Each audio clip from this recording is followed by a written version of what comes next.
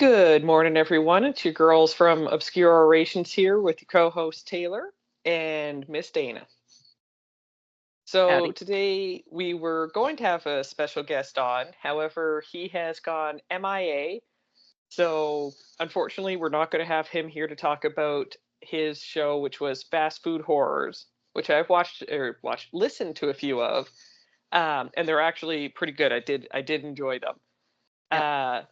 So instead, today we're going to go on the topic of hobbies because we both have a great many of them, I think.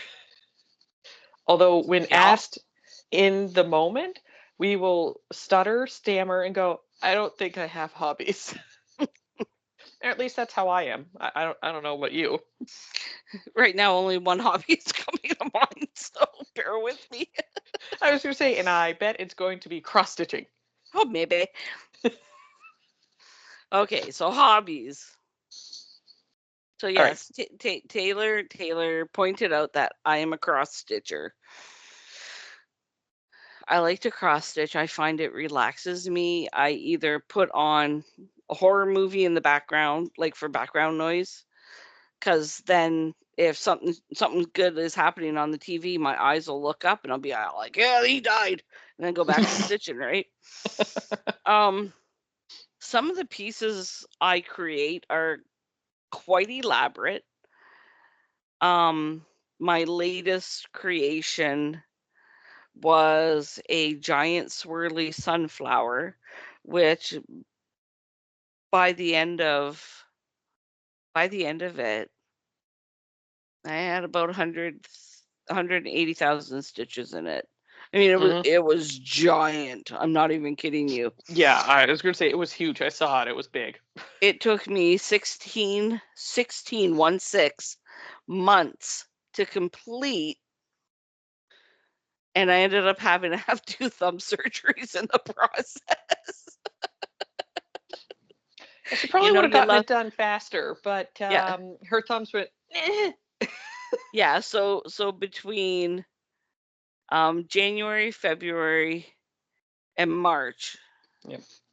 So for 3 months I couldn't work on it. So I guess that would negate my time to 13 months. 13 months and not 16. It was still a lot. And just saying, her latest creation was this. Where's the camera? There's the camera. It's a pair of lips, or a set of lips. There we go. There's a good image of it. From Rocky Horror Picture Show.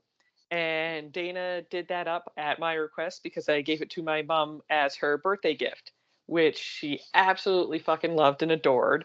The moment that I gave it to her, she awkwardly held it. It's like, yeah. Oh! She was so excited. I have no clue where we're going to hang it, but it's going to be somewhere.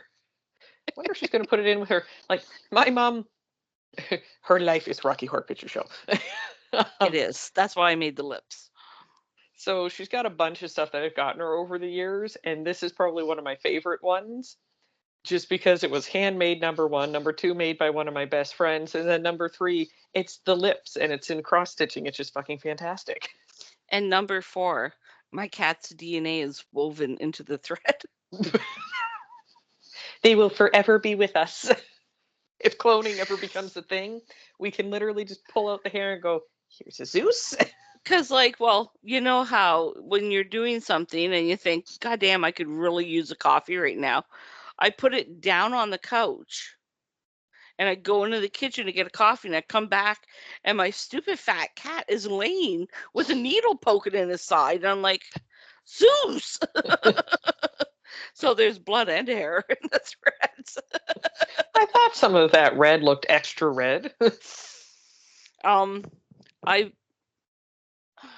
I started 4 years ago, after my first knee replacement. I had not cross-stitched in 25, 30 years. God damn. So, my heterosexual life mate, Anne, thanks, Silent Bob, Or Jay said that about Bob. She came over and we were talking about cross stitching, and we were going to go on these. We went on this epic adventure one Saturday in search of like patterns and threads and frames and whatnot, everything you need to cross stitch. I had nothing.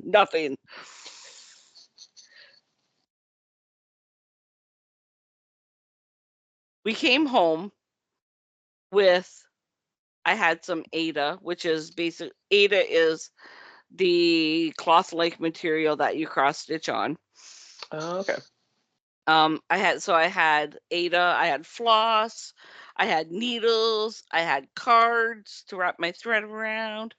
I was all set, but I didn't have set pattern. So Anne and I went online. Goddamn COVID got me shopping online. Now I'm addicted to shopping online. And same. I found Starry Night. That's right. And I like a challenge. I like a good challenge. Yeah, it's been 4 years and it's still not done because it's too much of a challenge.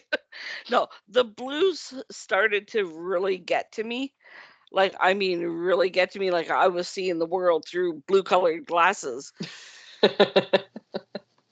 So I left it framed up, and I put it in a bag. So a little bit of the top was sticking out. And I left it, and I put it to the side, and I started the sunflower. And I got so engrossed in the reds, the oranges, and the yellows of the sunflower, I forgot about Starry Night. And then the sunflower was gifted to my sister from another mister, Melissa, and her husband Andre for their 25th anniversary in May. So I'm like, I gotta finish it, like literally right down to the wire. Mm-hmm. I framed it the morning that we met them for dinner to celebrate their anniversary. So it was massive. Like, to give you an idea of how big it truly is, the frame I bought was $80 US because Canada doesn't make a frame that size. Like, the dimensions that I needed, the US makes weird dimensions. So framed it all up, gave it to her. And I was happy. And I'm like, I'm going to go back to Starry Night. I can do this. I've lived my life in the reds. I'm going back to the blues. The fuck I am. I get out Starry Night. I'm all like, yes! Pop my glasses on, thread my needle, pull through. I go to poke, and I'm like, oh my fucking God. My husband's like, what's going on? So, for cross stitchers, and for those that don't know, there is stamped cross stitch and there's counted cross stitch. The one that I did for Taylor's mom is counted cross stitch, meaning I had a pattern on a piece of paper, but I used a blank Aida and had to count the squares to do the threads. Printed means the image is printed onto the Aida in symbols, and you have a color key. What symbol is what color? And that, you remember I said that little part that was sticking out of the bag? So it had been about 2 years since I touched Starry Night. I thought I was safe. I thought I was good. So in the pattern part that I was working on, all the symbols are gone. So I have no idea what thread goes where. Down at the bottom, like where the trees are and the grass and the houses, I can probably recreate with whatever, like just building on the colors that are already in there. But I'm at the part of the sky where the moon is, and you have that one big swirl of the blue, and I'm like, I'm fucked. I'm fucking toast, because I don't know what color goes where. And when I say I'm working with blues, there are 59 different colored threads in that cross stitch, and 27 of them are blue. So just to give our viewers / listeners, all that stuff, an idea, just a reminder, this is what Starry Night looks like. Yeah, so I'm look at me pointing on my computer. Like y'all can see my finger reaching to Taylor's house. So I'm working on where the sun is. Oh, or the moon, part pardon me. I would say this part over here. Yeah. So all that part down is what I'm working, and what you can't see in your photo is the underside, which is trees and houses and that. Like the very bottom of the picture. Yep, I was going to say, there we go. Here's a better one. There we go. That has. Yeah, so I'm in all those houses there. And yeah. So I am working on one right now, which is a gift, and I'm not going to say what it is, only because I don't know if that person listens to my podcast. Like, they and comment, just in case. Yeah, they comment on it, so they may or may not listen, so I'm not going to mention it. I'm just going to say there's 13 shades of fucking blue in it, 11 shades of gray. Jesus Christ. Like, from my lips to the God's ears. I cannot wait to see that one finish. Like, I've seen the pattern, and I've also seen how it's looking already. There ain't no fucking way in hell I would have been able to do that. No way, child. Thankfully, it's a printed Ada. If that had been a counted cross stitch, I would have thrown it at the mailman, honestly, and then told my friend, no. It's not happening. I will. Pick something else. So yeah, that's one of my hobbies. That's my relaxing, sitting on the couch, leave me the fuck alone hobby while I watch TV, or I'll listen to music or podcasts, or well, you don't do audiobooks. No, I don't do audiobooks. I prefer to hold the book in my hand. Like I said before, I love holding them. I can't say that with a straight face. I'm not mature enough. Oh. I made me instantly think of last week's episode of House of the Dragon. Oh, let me hold that for you, sir. Yes. Hopefully our TikTok viewers have watched the recap of that. So if you only listen to us on Spotify, on Wednesdays we have a House of the Dragon episode rundown, review, and yeah, the hot topic was Aemond and his teeny weeny and the chicken wing pose. And nobody needed to see that. Nobody. So yeah, find us on TikTok and check out those videos. They're quite fun. Yes, they are. They're just entertaining and specific to the show. So hobby. Tell me one of your hobbies. Okay. I am mature. Whoosah. So I'd say like my main hobby. Every time that anytime people ask me, I'm like, oh, I don't have any hobbies. Like, I don't do any of those things. And then I'm like, oh no, actually I do. Like I write because I don't look at myself as being like, I'm not a published author. I'm not writing to be published per se. Like I have stuff that I'm working on. And yesterday was actually the first time in, I couldn't even tell you how long, that I actually sat down and wrote, because I went and I was kitty sitting for my mom's best friend there, my aunt. And while I was there, it was just nice and peaceful and relaxing in her house. So I was like, all right, sat down. I'm sitting there just typing away. I'm like, oh, okay, I know the basic of the story. So all right, prologue done. Came home, went back later. It's like, you know what? This other story's nagging at me. Okay. Like, sure, why not? I'll just start writing. Cat's literally just like laying against my foot, like, hey, what's up? Cats don't require a whole lot of attention.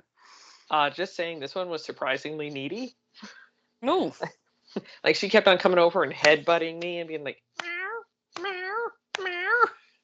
Like, okay, here's some scritches for you. And she'd be like, oh, hello. She actually bit my leg today. I'm sitting there, I'm literally in the midst of petting her head like she wanted, and all of a sudden I stopped. I was looking out the window, and all of a sudden all I feel is her tiny little mouth. I was like, what? That's an attention bite. That's not meant to harm. It's meant to get your attention because you're doing something that made the cat happy and then you stopped. Shame on you. I was going to say, I have sinned. Now I must pay. Obey your feline overlords. That was exactly it. So I'd kind of have to say, like, I think writing, it's a tie between writing and playing video games. Those are my two. I have read some of the stuff Taylor has written, and it's very, very well done. Okay, for me, I can see the thought process behind what she sent me to read. I can see the thought process. Well, I'm trying to remember. I know. So the one I can talk about, because I'm never going to get it published anyway, so it's fine. Like, I enjoy writing fan fictions, which are more difficult than people really realize to write, because if you want to do a good one, and it's not just smut based, because if you go to fanfiction.net or I can't remember the other one, there's another one. A lot of them are all fan porn, basically. That 1,000,000%. Like, if you, there's some, there's some. They want to see two characters from Star Wars get it on. It's happening in their story. Oh, it is. Like, you can literally go to, even if you Google it, you can Google the most random things and be like, this isn't going to be there. Oh, there's probably 52 different versions of it on fiction.net. They were like, you know what I really want to see? Like, there was a time where I was Googling because I was into the game Mass Effect. And I just wanted more storylines with certain characters, like Arya T'Loak, one of my favorite characters, still mad to this day that you cannot romance her in the game. But god damn it, anyone who's played will know that there's an option where, like, you have to pick between kind of like, do you want to be a renegade or do you want to be a paragon? So basically it's the light side versus the dark side kind of thing. And the more paragon you are, the nicer you are, all that sort of stuff. Now, I've always got my paragon full maxed out. And then I've always got some, like, a little bit of renegade mixed in there. Now, let me tell you, when you go to Arya T'Loak's mission that you have in number 3, my ass hits every single trigger that they're like, do you want to have the renegade option? I'm like, yes, I do. All so that I can get a kiss. That is literally all you get in that expansion. And I hit those goddamn renegade options like a hoe. Like, take the renegade option. They're like, but you're a paragon. Don't fucking care. So not yet. That was when I was like, you know what? I'm going to see what fan fiction has. Now, there's some good stories out there that are smut free. But when you're like, yeah, I'll take the mature rating ones, and then you're like, whoa. Like, god damn, is it hot in here? It's just me. You're looking around to see if anybody else is reading your phone. No word of a lie. That was exactly. I mean, there's one that I absolutely love the author. She does a great job writing, and imagery is great. And it's like, okay, the story's great too. And then it's like, okay, these long drawn out sex scenes where I'm like, these are also good. Like, I didn't know I wanted those in my life in the first place, but apparently I do. All right then. So I have, and I actually did publish on fan fiction, well, one of my little stories. But back during COVID, I actually, I don't even know what started it the one day. I was just playing some Star Wars: The Old Republic, which is an online MMORPG game. So many letters. Um, that I used to play with friends, and we would do role playing in it. Like, we would pretend to be our characters and build stories and all that kind of stuff. So one day I just suddenly had this idea for a general outline of a story that I wanted. And uh and then decided that I was like, okay, you know what, I can kind of start typing it up. So I started typing, and then next thing I knew, I want to say within 2 to 3 months, I think it was total, I had completely typed up a full blown story, multiple chapters. I want to say it's about 75 or 80 pages long, roughly. And I was just like, I was all proud of myself, but holy crap, is it a pain in the ass when you're trying to remember all of the timelines going on, because I wrote in the Old Republic timeline, which gave me a little bit more freedom versus trying to write in the canon timeline currently. Or it's like, okay, so these people during these times are on the Sith Council. These people are on the Jedi Council. Don't care about them. Not writing about them. Fuck the Jedi. I'm a Sith. Woo! Um, and I ended up writing a story that I was actually fucking proud of. Where I'm like, this is actually really good. I like how this went. And then I posted about it on Facebook, and my friend John was like, hey, send it over here. I want to give it a read. Now, I love sharing shit with John because he is like, I'm a hardcore Star Wars nerd, and him and our friend Tom make me look dumb because they have read, I think, every single book there is. And they're like, oh, yeah, I know the part that you're talking about. It's in this book on this page and doing this stuff. I'm like, sure. Like, I know the broader strokes in that. Like, I could tell you the story, and I would not remember the page it was on, and necessarily all the background characters, but I remember some of it. So I sent it to him, and he wrote back. He was like, "That was really good." He was like, "You got it perfectly, and it wasn't. It's not a story about an actual Sith. Like, it's not a Force user at all. It's actually written from the point of view of a Imperial officer." Okay. So it's different than a lot of the stories when you read a lot of the Star Wars stuff. A lot of it tends to be about, like, you have your main characters, Luke, Leia, Han. A lot of it has to do with Luke. It's a lot of Force users in it. And some people got tired of that and started writing stuff, a few stories here and there where they're like, oh, yeah, here you go. Here's like Rogue Squadron. Here's some stuff about like the clones. But there's still heavy influence from the Force kind of thing. So I was like, okay, I'm just going to talk about this. Where it's like, no, she doesn't actually have the Force. She's just really well trained. Uh, she was basically like the pet to a Sith family kind of thing. Where it's like, oh yeah, okay, I like how this is going. And she's got, all of my characters have horrible, tragic backstories. There's never a point in time where I don't traumatize them. It's just how it has to go. You cannot live a good life without some kind of childhood trauma. I'm telling you. Exactly. And what's better than being held captive by a Sith overlord family where you don't know any different, and you eventually end up enlisting in the Sith military, and you're like, yeah, this is going to work well for me, by one of the high councils, and you're like, yeah, this is fine. To Valid end up point. like the tragedy kind of stuff they do. So she's got the tragic backstory with that. Then she's got I think the opening prologue that I have for her is that, like, she wakes up in the morning in bed next to her Faline wife. That obviously anyone who's hardcore into Star Wars knows that the Imperials are very specious. It's only humans are supposed to be together kind of thing. Like, they frown upon alien fraternization kind of thing. So they kept their marriage on like the down low. And then, she goes off to work. She's being a good Imperial major. I think I have her at the time, or lieutenant. And then supposedly the Republic comes in and just bombs the shit out of the place and ends up killing her wife. And then she just like goes and becomes slightly cold, has her like best friend, sidekick, right hand woman, a Chiss, whatever the rank is below her. And they go about, they have years of doing this, and then all of a sudden she ends up getting captured by the Republic, goes over and finds out that, her wife's been alive the entire time and just been hiding out in the Republic, and tries to like get her over to their side. They're like, yeah, you're a really good fighter. We'd like to see you with us, kind of thing. She pretends to say yes, goes home with her wife, has fun with her the night before.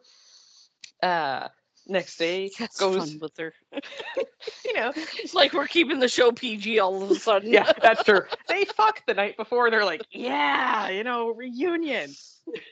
And then the next day she gets up and it has like a drink of water kind of thing. Her wife's in having a shower. She kind of just takes her time and goes, time to go in, and just like kills her wife. The shower's like, and that's it. You dead, you done. I mean, I wanted a divorce, but you wouldn't give me one, so I had to take extreme measures. I'm a widow now. So, that she truly did, like, all of her memories. She has nightmares and that kind of stuff. So, that she truly was in love with her wife, head over heels. And then decides, like, she picks the Empire over her wife and showing her dedication by killing her. So while she's doing that, she finishes up, dries off, like puts her uniform on kind of thing, leaves, locks the door behind her, and then books it the fuck out of there as her second in command comes like flying in like a bat out of hell. It's like, get the fuck in the car, it's started, let's go. Like the commercial for IKEA, start the car! Start the car! So she gets in, they go back to Imperial space, and then while she's there, she goes and sees the higher up guy, and he's like, well, you only have one weakness left, and drags in this beaten to pulp Chiss, who has been her best friend for, I think, like a decade and a half by that point in time, if not longer. And she knows what she has to do, so she actually takes a knife and just slits her throat. And he's like, good job, we're keeping you, you're good. And she goes off and she gets another promotion, stands at the head of her fleet kind of thing, and a new person in command comes in and is like, ma'am, we're ready for takeoff. She's like, all right, let's do this. And it's just acting like nothing even changed. I'm like, I like this story, it's dark. And the moment that I got the approval from John, I was like, oh my god, I did a good job. Yeah. When somebody you admire says you did a good job, you're like, oh. Like the heavens open up and all the gods holding you are like, oh. That was exactly it, where I was like, I was proud of myself for not only starting a story, getting to the midway point, but then finishing it in a fashion that was different than what I expected. Because when I originally laid it out, and I don't know if all writers do this or not kind of thing, but when I had originally laid it out, I'm like, yeah, this is going to kind of have a happy ending. You know what? She goes up against him, says, no, I'm picking my wife. And then I was like, I want it to be a dark ending. It's not really like, yay, you got promoted, but you had to kill your wife. You framed another Imperial officer for something that you did, but got away with it. Then you're going to kill your best friend, who you have trusted with your life and who has saved you numerous times. Yeah, this is going to be good. It's a much better ending. I like this. Where you're like, happy ending? No. what are those? So I'd say like that's one of my fun hobbies, is trying to figure that shit out. That's good. So off topic for a minute. I'm going to apologize because you guys are going to see me drinking an excessive amount. I'm not diabetic. I'm dehydrated. I spent some time in the company of the sunshine and my friends yesterday, and you see by my face, I'm a little burnt. But here's a better image of what's going on my body right now. Thankfully for me, I'm the type of person that I burn and I'll be tan tomorrow. It doesn't hurt, but I just don't want you guys to think I'm diabetic and dying because my face is red. Like, oh my God, she's having to go into a coma on video, and that one's talking about Star Wars. They're talking about hobbies, and this one's dying. Her hobbies include getting burnt by the sun, looking like she's turning diabetic. And we also received an email from Eric. He apologizes and asks if we could reschedule. He is a tour guide in Niagara Falls on top of doing his podcast and acting and whatnot.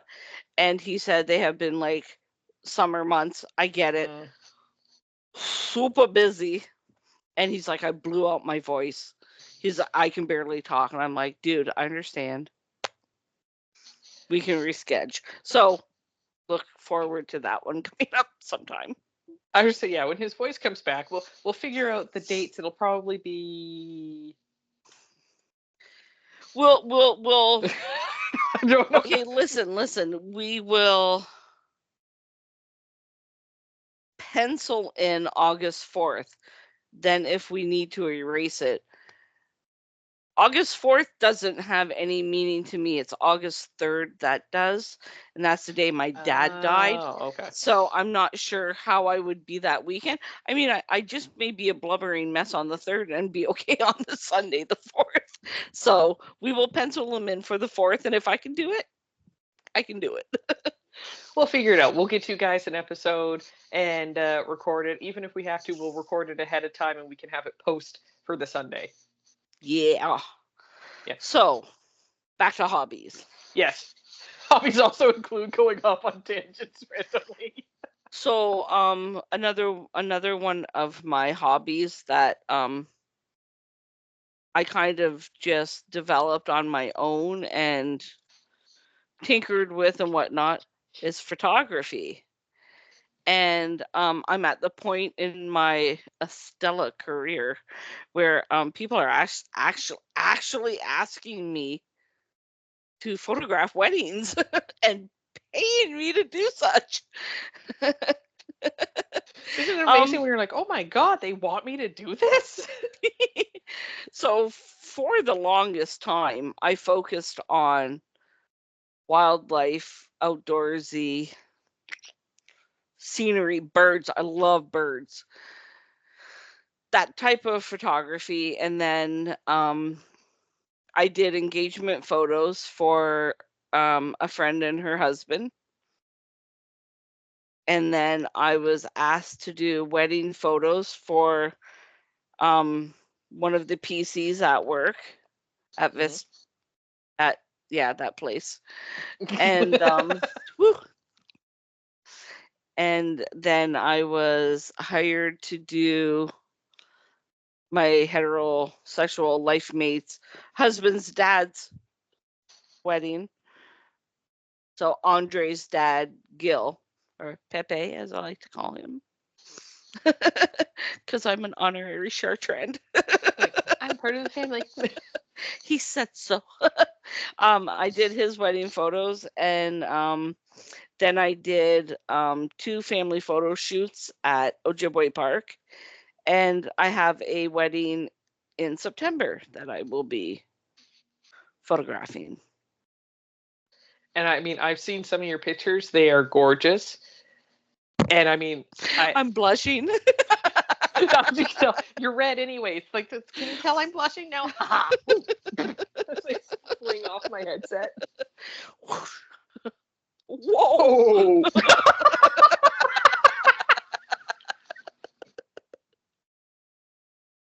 This is why we're friends, folks. This is why we're friends. What'd you two do? We both went share. whoa. Because we literally share brain cells at times. The 2 brain cells we have just go, woo! Friends, it's a play date. Exactly. They're, hello, friends, we're going to be sharing today. And they go running around with wigs just doing the hair flips. Oh my God. That was fantastic. We couldn't have done that had we tried. And that's the best part. Oh. Yeah, so Taylor has seen some of my photography work. Mm-hmm. A couple. Oh my God, COVID really messed me up. About 7 years ago, Jesus. My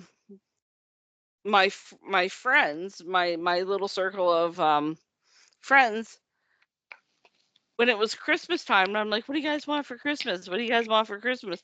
And literally every single one of them, so 5 of them, I want one of your pictures if you'll frame it for me. So I unlocked my photography folder, and I gave the 5 of them links, and I said, okay, go pick out your 5 favorite pictures. And then once they did that, I printed them all out. And if you're ever printing photographs, don't go to Costco, don't go to Staples, don't go to Blacks. Oh no, yes, go to Blacks, but Blacks online, blacks.ca. Their photos are so fucking cheap and such good quality. They give you tracking numbers. They come in secured containers. So Canada Post would have to run them over with a truck to ruin your photos. I love that. So yes, I use blacks.ca. So once I got the photos, I bought frames, the ones that have like the 5 boxes but they're all connected. And then I put each individual picture in there, like that for like Melissa wanted this, Tammy wanted this, Darlene wanted this, Esther wanted this, and that's what I gave them for Christmas. And I go to Melissa's house and those pictures are right there on her wall, walking into her kitchen. So it's for me, that's it's something to have, like my hobby hanging on somebody's wall. Well, now she's got 2 of my hobbies hanging on her wall. I was just gonna say, actually, she's got 2 now because you gave her the sunflower. She's collecting your hobbies. Oh boy. So yeah, photography is fun. What else do you do, Taylor? Okay, so we got the writing one. So I'll do another one that we don't share, and then I'll pick one that we actually both share. So I know which one. Pew pew pew pew pew pew pew. So the one that I'll say don't share currently, because Dana has a busy lifestyle with everything already going on. I am currently revving up in the D&D world. Oh so, yeah, God, Jesus. Anyone who knows, and Dana I'm sure will know, just because she's talked about doing it, like even a family one, and that's even hard to fucking nail down to try and do. I've been playing for, God, that was back when I was still on weekend shift. We've got to be going back like 7-8 years now. That's how long I've been playing D&D off and on. So I've had a bunch of different groups, and anyone who's played D&D will tell you, I don't know anyone who's actually finished a campaign outside of Critical Role who literally has made a career out of it. And you've seen how long those go for. Like, their first campaign, I think, has, is it like 100 and something episodes to it? I probably never would have graduated from high school if I'd tried to finish a campaign in those 4 years. Even as a grown-ass. I'd be 53 years old trying to get out of grade 12 for fuck's sakes. What are you doing? Guys, would someone roll a natural 20? So I've had practice. I've had a bunch of different DMs over the years, which stands for Dragon Masters, Dungeon Masters, also known as GMs, which I think are normally called Guild Masters. I think is what it stands for. So I've done a bunch of different ones. We've tried, like, even one-shots aren't truly one-shots because they're meant to be done in a timely fashion. And once you start playing, you never are. You're never done. Like, my friends and I did a group. It was me, one of my best friends, Alicia. Our friend Tom was the DM, and he had two of his friends, and we had our other friend, Drew, who is like an eternal DM. Because once you become a DM, that's all people want from you. They don't want, they're like, you're not allowed to play. You have to give us stories. So Tom has been a DM for years and is really, really good at it, does different voices, all that kind of stuff. He's like, guys, there's actually a way we can do a Star Wars D&D. So we're like, fuck yeah. He's like, I can only do a one-shot, though.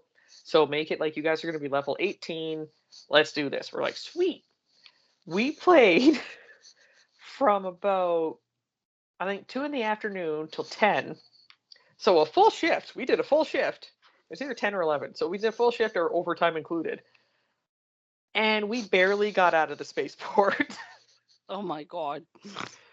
We got one encounter in, and we sat there. I was like, okay, I got to get off. Like, my legs are killing me because I sit on my bed during the entire thing and just sit cross-legged, which is fine in most cases. But when you're sitting there... Until the blood supply runs out, like, cuts off. That's about it. So when you do these things, you got to be dedicated. We're dedicated nerds. So we've played. We now are actually at a point, because this is how the universe works. We had a campaign going. We were doing really well with it. We had like a bunch of different sessions in. And then suddenly we all just kind of fell off the wagon because things came up and we're like, motherfucker. And now the universe is like, now, my child, it's time for not 1, but 2. You're going to have to figure that out. Have fun. And step back, and I'm like, you bitch. And I'm like, all right. The one I'm playing with their family, and I'm the online person. For anyone who watches Critical Role, they'll understand the reference of I'm like Ashley Johnson in it. She's the one who did the voice for the girl in The Last of Us, Ellie. She does her voice, and she plays her mom in the show. So in Critical Role, she constantly, because she's so popular, she's in a lot of shows and all that kind of stuff, she would actually do videoing in and play. And that is what I felt this past week when I played with my friends. And I was like, okay, I'm the Ashley Johnson. Well, you're all gathered around a table. And I'm just like, guys, I'm doing this. I'm going to roll for this. This is what I'm going to do all the way over here in Canada. So we have that one going, and we're like, you know what? We're fucking doing this. We're going to do it. Now, that DM went as far as making up their own entire map. Like, they got the entire fucking thing. I'm like, okay. Then all of a sudden, next thing you know, Tom comes along. He's like, hey, guys, I'm ready to be a DM again. I got Sundays. You guys want to do it? I'm like, well, yeah, I'm not going to turn down an opportunity to play.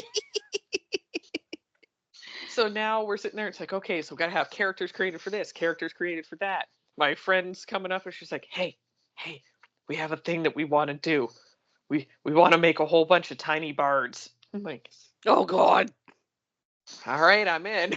She's like, yeah, me and the hubby are doing these tiny bards. And all of a sudden in our group chat, I see her go, should Tay be a tiny bard with us? It's like, great, we're going to be a traveling band of bards. What could possibly go wrong? Nothing. So D&D is a full commitment for anyone. Like, it's like cross stitching. You don't just do it in a short spurt. Like, you got to be dedicated.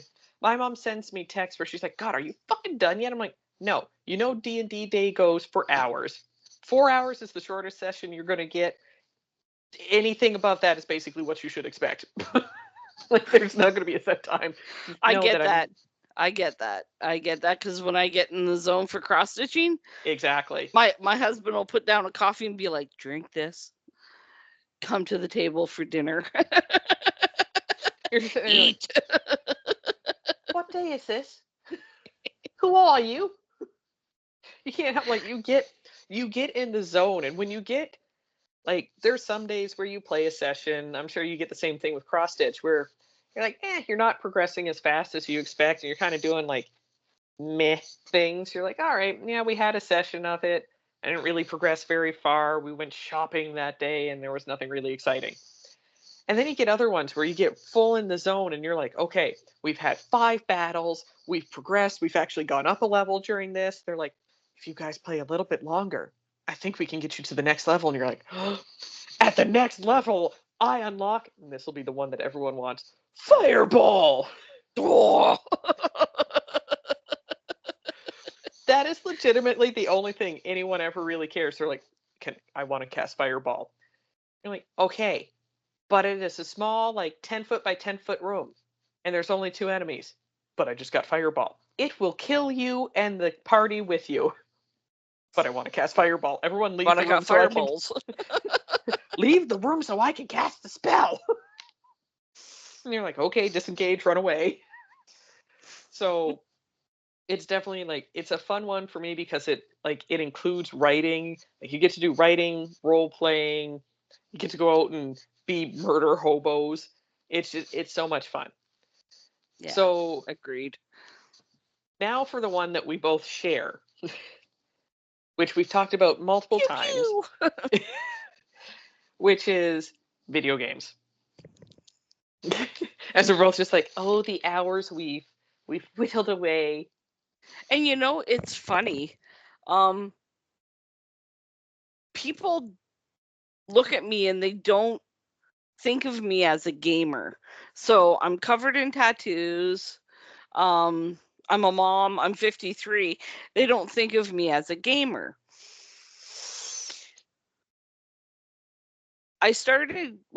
We've always had a Nintendo, and we still have all those Nintendos. And I still do play on them. We're an Xbox family. And I know some people are PlayStation, some people are Xbox. It's fine. I'm not slighting PlayStation. We're an Xbox family.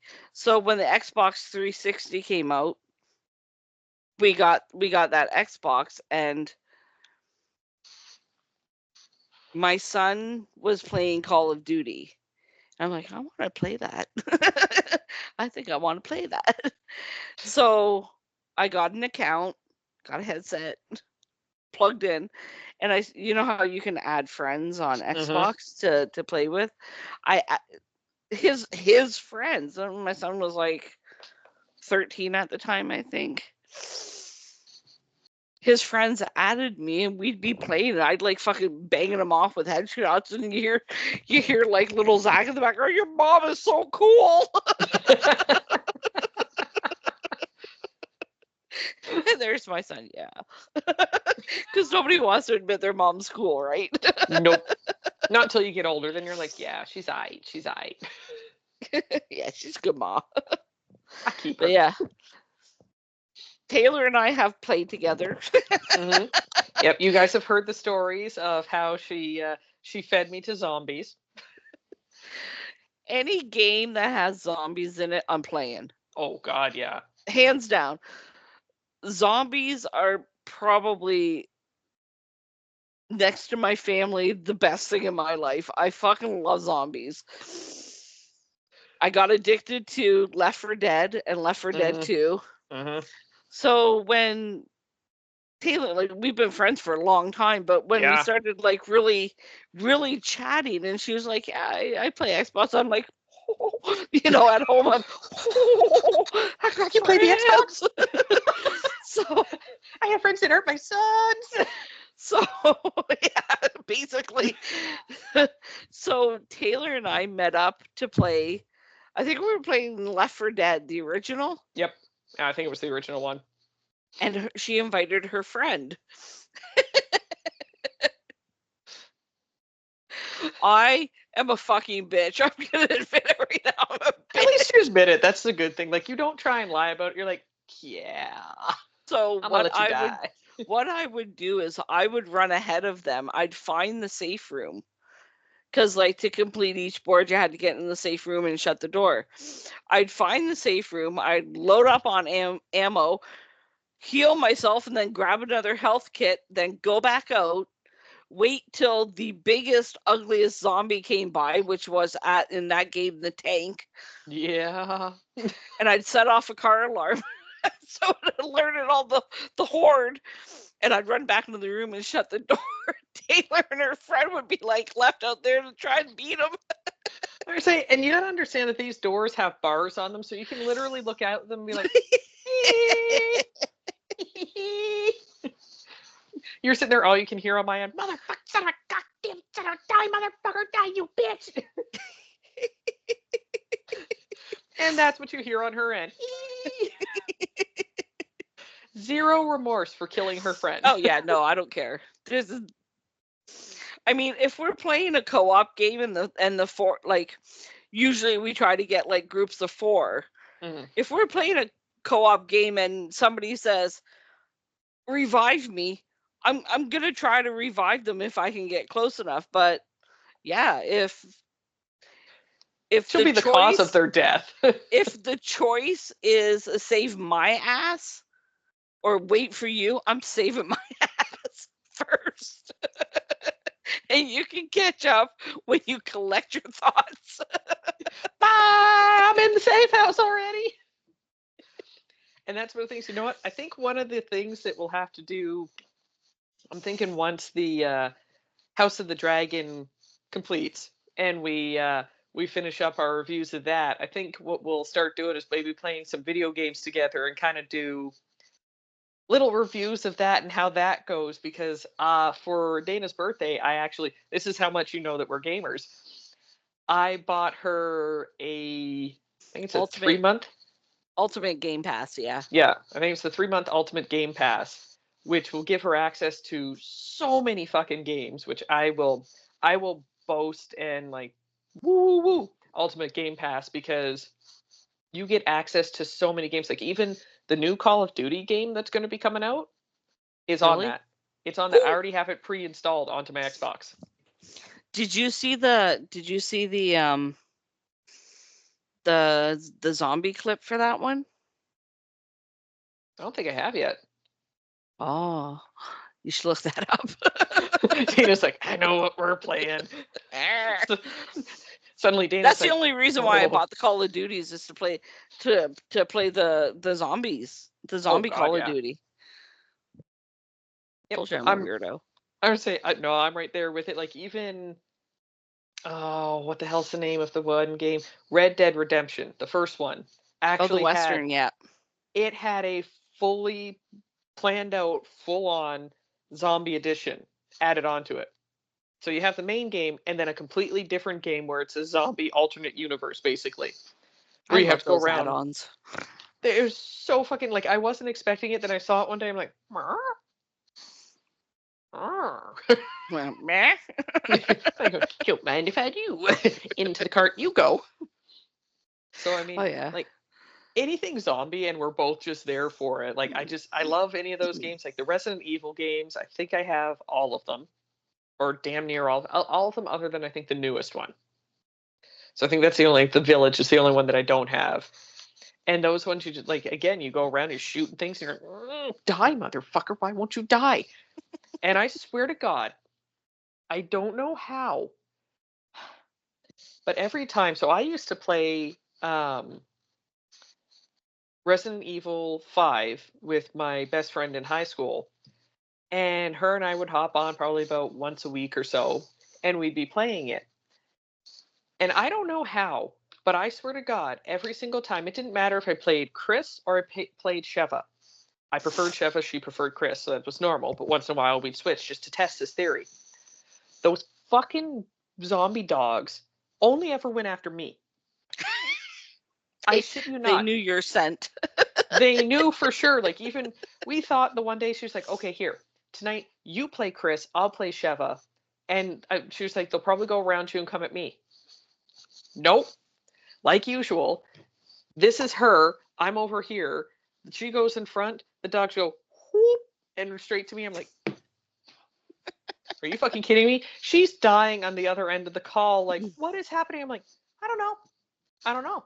Because I'm over here trying to survive and, help stop Wesker from taking over the world. These dogs are like, we smell her. We know which one she is. Get her. Get her. I'm like, why? Without fail. Every fucking time. Every fucking time. I would get mad. I would get mad every single time too. Even to this day, it burns. It chaps my ass. So, I have two friends that are heavy gamers, Al and Randy. And then my super bestie, my lifetime bestie, Anne, she games too. And back when the original Dying Light 1 came out, we played that one.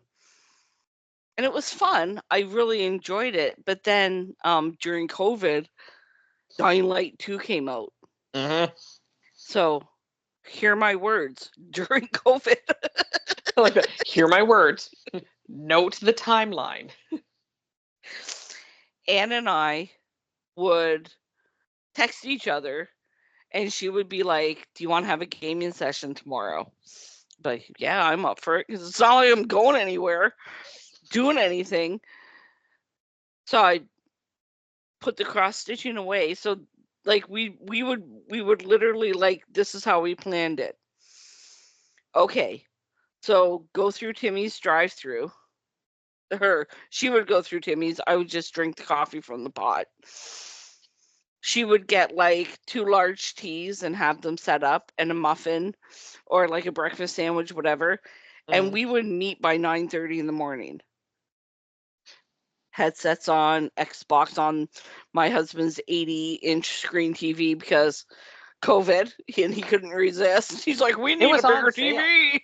No, it was a Black Friday sale. Yeah, Black Friday sale. It was a good deal. It certainly was. And we started Dying Light, and you had to do so much into the game before you could connect and partner up. So we're talking on our headsets while we're doing this first part to get to Huron. And once we got there and we could connect, now Dying Light 2 had a lot of bugs when it first came out. It was supposed to be cross-platform. Yes. You could not hook up with somebody on an Xbox One or an Xbox S. So Anne and I still had the Xbox One, and Randy and Al had the Xbox S, the latest and the greatest.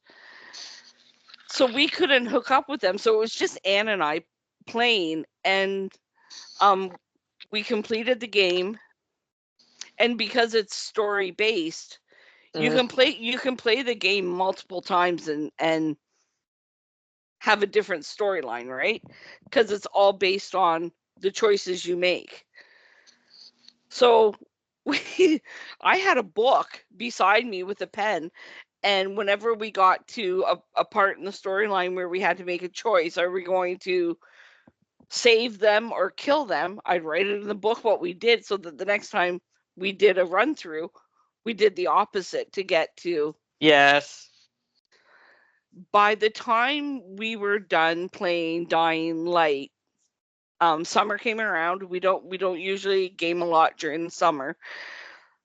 Summer came around. She ended up having to go back to work because, I don't know, people needed cars. Rude. Fuckers. And we had played co-op Dying Light for 296 hours. It's basically 300 hours. Yes. Completed the game multiple times. Even on the one game, opened, our choices opened the sunken city, and you go down this like embankment off of the highway into the sunken city, and there's like there's crates in there that have like weapons and packs and shit that you want, right? Mm-hmm. But the zombies are fast, and you can only kill them with a headshot. So imagine you're running through the mud, this zombie doing 90 on your ass, and you're trying to shoot behind you to get a headshot to kill him. It's not happening. No. And at one point, Anne's like, "I'm getting the fuck out of here." So that was the only part of Dying Light 2 that we didn't complete, was that specific part, the sunken city, because it's fucking brutal. Well, that's like one of those things. I don't know if you've seen or if you've ever tried any of the what are they called? The Dark Soul games. So it's like Dark Soul 1, 2, 3. There was a samurai one that came out, and there's another one, and I cannot think of the name of it right now. They sound familiar. There's literally a video on YouTube called and then you died, and then I died, and I tried playing Dark Souls 3 one time, and I couldn't get out of the tutorial because it was literally 5 minutes into the game, and the dragon kept killing me. I was like, I can't even get one attack in. And they're like, oh, yeah. And it's the game that started the get good.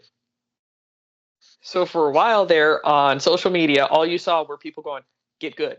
Get good. What do you got to do? Get good. And it was because of the fucking games.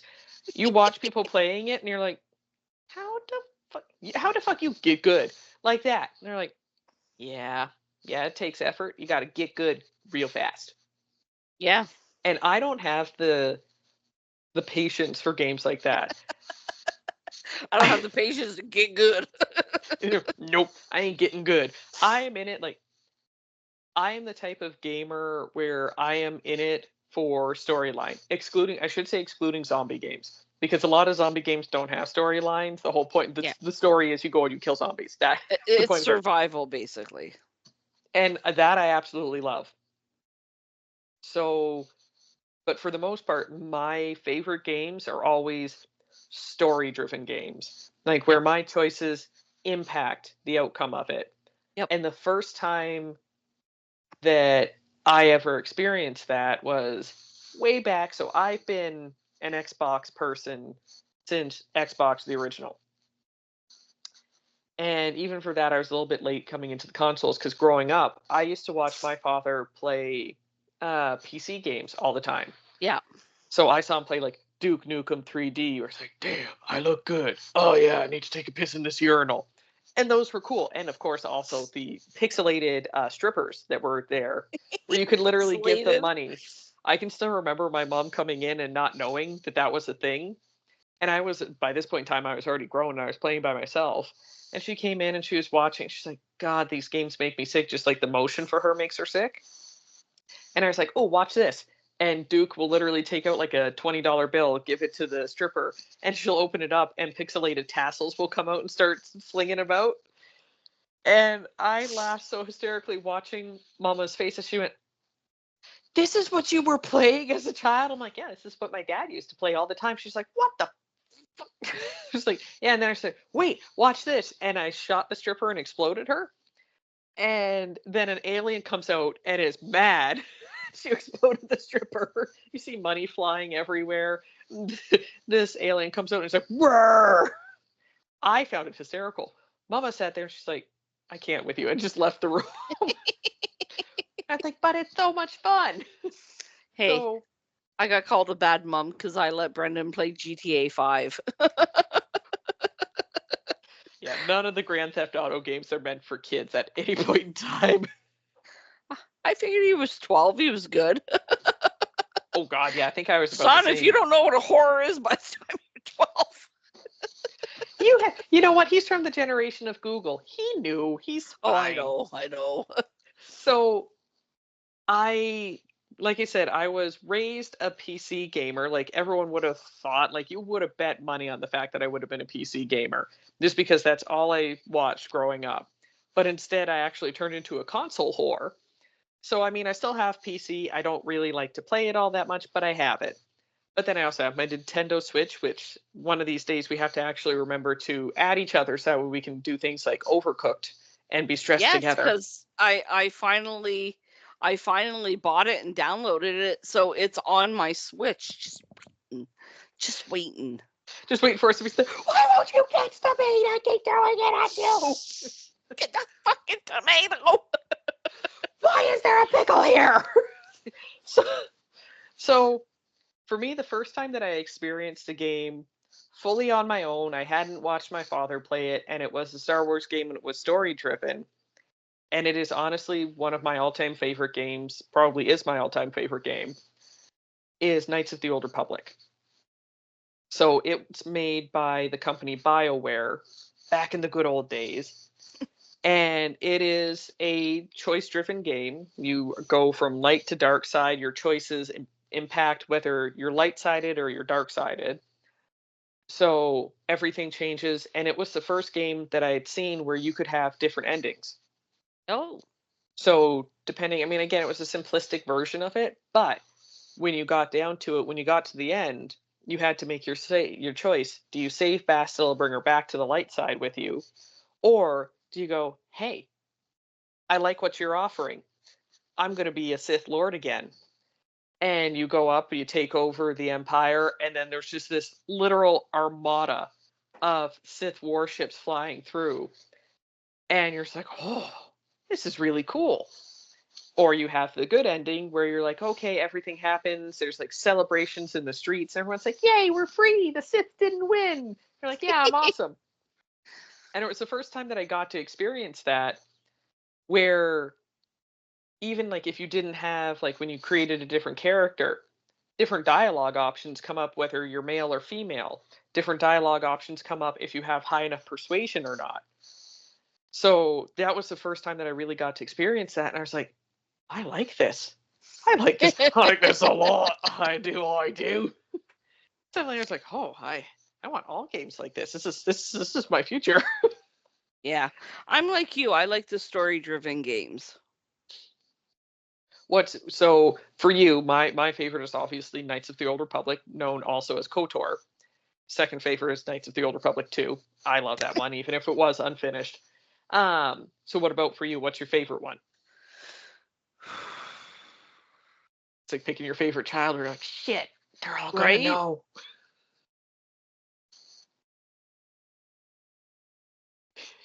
The struggle is real when you're a gamer and you're like, I love them all. So, and maybe it's because it was the most frequently one that I played, or probably the one that I had the most fun playing. It would be Dying Light 2, the Dying Light series, Dying Light 1 and Dying Light 2. I do like Dead Island and Dead Island 2, but there was such a huge gap in between the two of them, and it's so funny. There's a huge gap in between Dead Island and Dead Island 2 coming out, and I still, when Dead Island 2, when I loaded, I downloaded it and then loaded the game, I still sang along to the Hoodoo You Voodoo Bitch song. Hoodoo You Voodoo Bitch. I got a zombie on me, but you can't harm me. Hoodoo You Voodoo Bitch. Okay, that's it. Yeah. I'm like, Anne's like, are you singing? Every single time. I legitimately, that was the game that I used to play religiously with my best friend for a while there, DG, the one that you played for the Left 4 Dead. Her and I used to play Dying Light every single night, and every single night I'd be like, okay, I'm just about at the start menu, but then she'd hear me, Hoodoo You Voodoo Bitch. I got a zombie on me and you can't help me. She's like, are you singing again? I'm like, I am forever going to listen to that. I have it on my playlist on YouTube. It randomly comes up and I like crank it. I'm going down the road, but Hoodoo You Voodoo Bitch. People are driving by like, what the hell is wrong with her? So, hi. when the first Dead Island came out, I frequented EB Games on Walker Road. Yes. I don't even know what it's called now, but the manager, his name was Steve. Him and I had like a fucking great rapport. GameStop. No, GameStop. Yeah. So I went to EB Games and I was looking for a couple games that Brendan wanted. And he says to me, he's like, guess what's coming out soon? And I'm like, what's that? He goes, Dead Island. And I wasn't frequenting the gamer sites to see what the new releases were. Mm-hmm. I'm like, what's Dead Island? So he whips out his phone and he shows me, and I'm like, I need that game. He goes, do you want to pre-order it? He goes, we're doing pre-orders. He goes, you pre-order with me today. He goes, I'll give it to you for half price and I'll give you a shit ton of swag. I'm like, I like you the swag. You're like, take my money. So the day it came out, I went to EB Games. Brendan had asked for the Walking Dead game, the first one that came out. Yep. So I get to EB Games and Steve's there, big shit-eating grin on his face, right? There's a lineup snake down to like the pet store that was a door or two down from them. Yes. And he opens the door, he's just like, come on. I'm like, suckers, you gotta wait in line. So I get into EB Games and he's like, I got your shit. He goes, it's already paid for. He goes, I've got it packed up nicely, just waiting for you. So the game was in there. He included the Walking Dead game for Brendan, no charge. Fuck, I should have been going with you for years. Right? It was all in a Dead Island nylon pack, that like backpack. I had a severed ear keychain from The Walking Dead. Yep. I had the little hula zombie girl from Dead Island. She's on my shelf out in the living room. There was he gave me a bunch of weapon codes. No cheat codes, but the weapon codes, so I wasn't starting the game with the sharpened stick. Yep. Oh, what else was there? Oh, there's a skull cap, which Brendan's confiscated. I think he still wears it today. He's got the little Dead Island not for you palm tree on it. And there was one other thing. Oh, it was a mug, a Dead Island mug. So, like, when I say he hooked me up with swag, he hooked me up. Like, I walked out of there with 2 games and a shit ton of stuff, and it literally cost me like $35. Because he gave me Dead Island for half price. And that's why I loved EB Games. Like, your kid was a gamer, they were getting an EB Games gift card. My kid wanted a new game, we were going to EB Games. It was just... Yeah, it was just, and they had the used ones too. Mm-hmm. So you could buy a used game, and then when you were done with it, you could take it back. They'd buy it back from you, and you get another one. It's fun. Yep, I remember those days. I used to be a platinum member. Yeah, those were good. Ew. Well, I just had the inside scoop. I was a platinum member. I was going to say you were clearly better than me because it's like I was probably in the diamond club. Yeah, you're like, I'm better than platinum. I'm above that. Cha-ching! Should have got a diamond put in my tooth. Yeah, there's one right there and be like, yeah, what are you? Diamond I'm a diamond club. Yeah, I'd have to say that, like, good. Oh, I was just going to say that video gaming is definitely probably one of our main hobbies. Like, when you think about it, the amount of hours, just sheer hours that we will pour into it. And I can't imagine, like, I go through spurts now as an adult where I don't game as much as I would really like to. Same. But it's not something that I can ever see myself giving up. Like I have literal hundreds of games across all of my platforms and don't spend nearly enough time playing them. But I'm never going to get rid of them either, where I'm like, okay, you know what? I have the PC, I have the Nintendo Switch, I have Xbox Series X, Xbox One, and PlayStation 4. So I have a little bit of everything where I'm like, okay, you know what? Any exclusives come out, I'm going to be able to play them whenever I want, if I so desire. So I'm like you. I would love to play more than I do. Mm-hmm. When Ann and I started playing Dying Light 2, we were on our Xbox Ones. Mm-hmm. But Randy and Al had moved on, and they were on to the next level Xbox. Yeah. And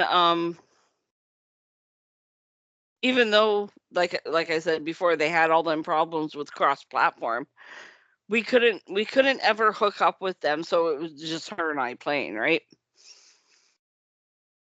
And then one day, Norm, Randy, and I went over to Royal Oak, Michigan to check out a craft brewery and have lunch, get some beer, and then we went to a little bakery. I need to take you there.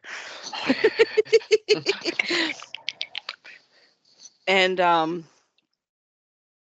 the way home, well, like I have my cell phone plan includes the US because my husband works over in the US 1 day a week. So on that one day I may need to call him. I can, and it's free. So I get a text message from Ann, and she's like, I'm in Costco, and she sends me a picture of the Xbox. Which one did I get? The S? Yeah, you got the S. I have the X. The Xbox S. She sends me a picture. She's like, I'm at Costco here with my mom. I will get you one, and I will buy myself one if you want to upgrade. So my husband's driving, and I'm laughing, right? And he's like, what are you laughing at? I said, Anne's at Costco, and she found the Xbox S, and it's on sale. And Randy's in the back. He's like, how much is it? And it was like $269. Yeah, you got it for a really good deal. Really good price. And Randy's like, God damn. He goes, that's a good price. So Norm's like, do you want to go to Costco? He goes, tell Ann we're coming to Costco. So I said to Ann, like, get it. We're coming to Costco to get one. So we literally get to Costco. Norm gets out, and he goes to get the game because, like, if I go into Costco, I want to shop.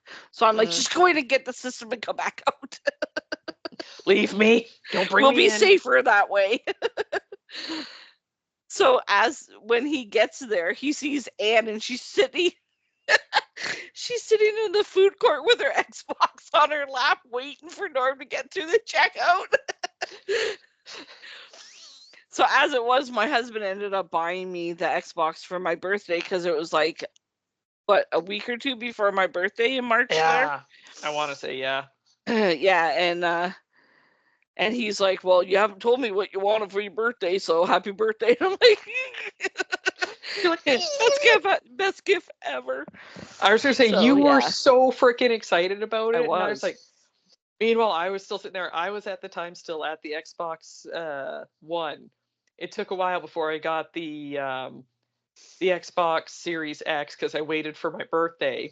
And then they announced that the special edition was going to come out for like the same price, but include Diablo 4. And I was like, oh, guess I'm waiting another month. Fuckers. Sat there, pre-ordered. I'm like, are you here yet? Are you here yet? How about now? How about now? Waiting. And it literally, I remember I was late leaving the house for an osteo appointment. Thankfully, it's one of my mom's friends. So I didn't care because I saw the I was going to say escalator man, the Pure Later guy. And I literally did a Yui because I had started to take off. I was like, oh, it says that it's out and it's on its way to me. I don't want to leave. So I pulled out. I started like 10 seconds down the road, and all of a sudden I saw him going by. I'm like, doing a Yui moment. It's like, what the fuck are you doing? She's like, it'll be fine. I was like, I'm not leaving it outside, my precious. Right? I pulled in Porch directly. pirates. I pulled in directly behind him, and he was like, "Oh, do you live here?" I'm like, "Yeah, yeah, yeah. Is that mine?" And I sat there. I'm like, "Ooh, ooh, ooh." And I sat there watching him open up the door. I'm like, "Come on, come on, come on." He's like, "Okay, here you go, ma'am." I'm like, "Ee!" I ran into the house. I broke it open to take a quick look. I went, "Oh, my baby!" And closed it and ran out the door. And I think I immediately texted you once I was done my session with the osteopath. I'm like, "Look what I got! It came in! It came in! We can meet up." And yeah, Randy, Al, Ann, and I, we all ended up doing Tiny Tina's Wonderland from That's the right. Borderlands Yes. spin-off, and Yes. we played that, and sometimes Randy's friend, I forget his name, he jumped in. But yeah, we had fun playing that one. Yes, I completely forgot because I mean back when the first ones came out, there weren't very many games that came along with it. It was like, oh yeah, you could have one of these 5. That's all we have for this console. Like that's why I tend to like to wait longer. I was like, moment that Diablo 4 came, I'm like, that's the one I want. Gimme, gimme, gimme. And then there was no looking back. So I think that pretty well sums up at least the I think basically 3 hobbies for us each, 2 of our own and then 1 that we share. Which I think is a good way to do it. Sharing is caring. And then obviously I'll add on the little addendum of obviously this is our hobby as well. Oh yeah. I like that neither one of us thought of it. It's like, what hobbies do we have? Because video gaming is life. We're like, oh right, yeah, we're trying to do something with this podcast. Right, this is also a thing. It's a small thing, but we're trying to get big. Well, not too big. Yeah, I was going to say maybe. not too. We're famous in our head. That's all that matters. We're working our way up the fame ladder. We're one rung up. I would say still close to the bottom. One rung up though. Yeah, like we would just safely step down. It'd be fine. So we're still working on hitting that 1,000 followers. So give us a like, give us a follow, share us with your friends. Whore us out, basically. Yeah, pretty much. Like we're at that point. Just do it. And if you have an interesting story or just want to come on and chat with us, we do guests. Like today we had our guest unfortunately had to back out, so we had a vacant spot. And if you just want to come on and chat with us, talk about what we're talking about, we'll take you. We record on Skype, so you have to add Skype. Yes, that's it. Oh, you're so smart. You so smart. Oh, so smart. Nagi. I was just gonna do that exactly. Oh, get out my head. The 2 brain cells. All right, everyone, have a wonderful Sunday.